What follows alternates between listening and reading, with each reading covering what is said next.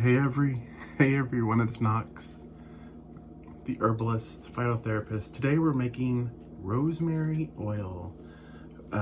It's going to be a castor oil infusion with avocado oil, all 100% and Hexane-Free, and you're going to love this for your hair. I'm having some thinning, so I'm going to be using it for my hair. Look how sparse my eyebrows are getting, using it for that, and also using it for my lashes. So I'm going to show you how to do this. Very simple, very easy.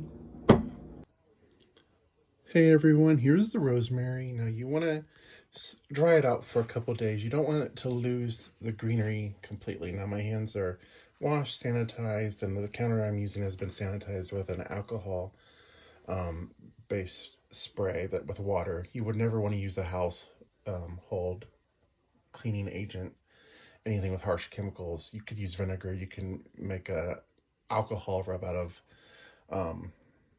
vodka if you wanted. I just use 100% or 90% alcohol with water. It's a lovely thing. It evaporates. It's wonderful. You're going to need some avocado oil. That's what I would prefer when using this on your hair, your eyelashes, your eyebrows. And I'll be giving a shout out here in a minute. This is not sponsored, but this is from She Is of the Woods. I'm growing my lashes out. This is her sweet rosemary lash serum using castor oil and avocado oil and rosemary. Now you never use essential oils. No essential oils, okay? You want the rosemary to infuse in the oil. You don't want to use any essential oils. I don't believe in essential oils in skincare. I'm sorry, I just don't. You could use olive oil. Just make sure it's a 100% olive oil. You would not want to use extra virgin olive oil. Look at the difference in the colors of those two. It's just too refined. It's too fruity. It's not made to be the carrier oil that we want it for our hair. Now, people use extra virgin olive oil and hair care all the time, but I don't want you using it. I want you just using this regular olive oil if you're using olive oil at all. I prefer you use the avocado oil. So when you're separating the rosemary from the stem, you do not want the stem in your oil. It's very simple. You just grab it and pull down, and look, they all just come right off the stem. Simple as can be. Some people want to complicate this step, and I don't, by putting it through spoonmulas and things like that. Just get rid of this. So I'm going to be putting the rosemary, the plant ally, into a resealable jar for myself, for my own cosmetic use, my own hair and lashes and eyebrows. Now, if I was making this for someone else, I'd decant it, but I would use a canning jar, which I have this calendula infusing in a canning jar, not resealable. You would never just want to unseal this and seal it back up. That would make it, the shelf stability would not be 100. Now, for yourself, I mean, whatever, but never for anyone else. So now we have the rosemary. I hope you can see it. Now, at this point, you have to help the rosemary. Some of it's dried, some of it's still a little fresh feeling, and that's wonderful. It's fine. Wonderful. You're going to want to use a mortar and pestle, or a little light chop, or just a rolling pin, something to help break down the cellular wall, the cellular structure, and release that oil. Now, after you do this, you might want to use, if you were doing this for someone else, you would absolutely want to use a poly glove that's not powdered, that's for food grade use. And that could also save you from the next step, but you're going to want to wash your hands. And you want to use, besides the soap that you use, you'd probably want to use dish soap, Dawn, as well as like even hand sanitizer, especially hand sanitizer, because that's really going to eat these volatile oils off of your hands if you're doing it with clean hands, okay? Okay. So, done. I've pulverized it enough for myself. Putting it in there. Voila. Now, the avocado oil. I'm gonna try to use equal parts avocado oil and castor oil. Now we're gonna use this wonderful castor oil. It's a thicker viscosity.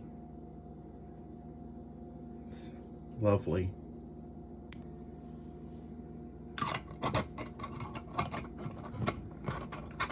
Now there's another step that's optional, but I would totally do it. So shake that baby up, and then I had this to the boil. As you can see, it's already at a very low simmer, and this is the optional part, but it helps get it along, and you would not only want to do this for a matter of moments. Put the jar in the water, a little water bath, and what that will do is it will steadily take your room temperature oil, or even if it's colder, and start you want the oil, once it's heated up just a little bit, the infusion starts. Now we don't want it in there too long. Let me take it out, and I'll dry it with a towel, and just gauge it. Now with that step, it's an optional step. You're gonna let it infuse in a warm place, a dark warm place. You could actually even use a 3-day, take it out, sun, you know, what they call a sun infusion, if it's warm enough outside. 3 times max, but it's going to infuse for at least 2 to 3 weeks, 2 to 4 weeks, depending on your belief system on that. Now I'm going to, you would not want to leave that in the water bath for even a minute. I mean, first of all, that would be very explosive. It would be very dangerous to do that. Now, I do know some people who can I don't agree with this process. I think it pulverizes the plant matter, but some people can do it in a slow cooker or a pressure cooker and have it done in a couple hours, and they're cool with that. I do the folk method. I believe that it needs to infuse slowly and steadily. And you're gonna wanna burp it every once in a while, you know, and shake it around. I put mine in a cabinet. So before I sign off, I just wanna use a little bit of this wonderful sweet rosemary. It's been growing my lashes so wonderfully, and I can't wait to use my own.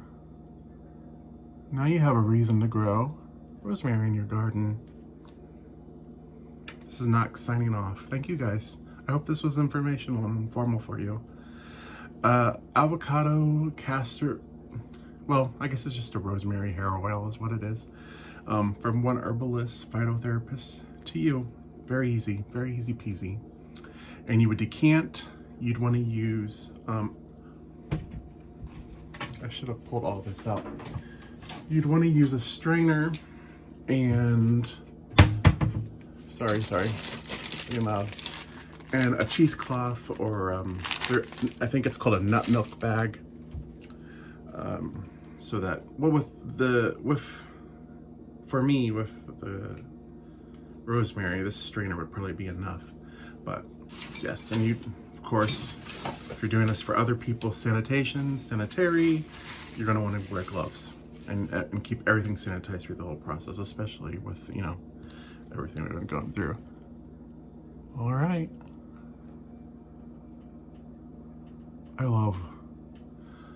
And then I've never done that, but I might one day.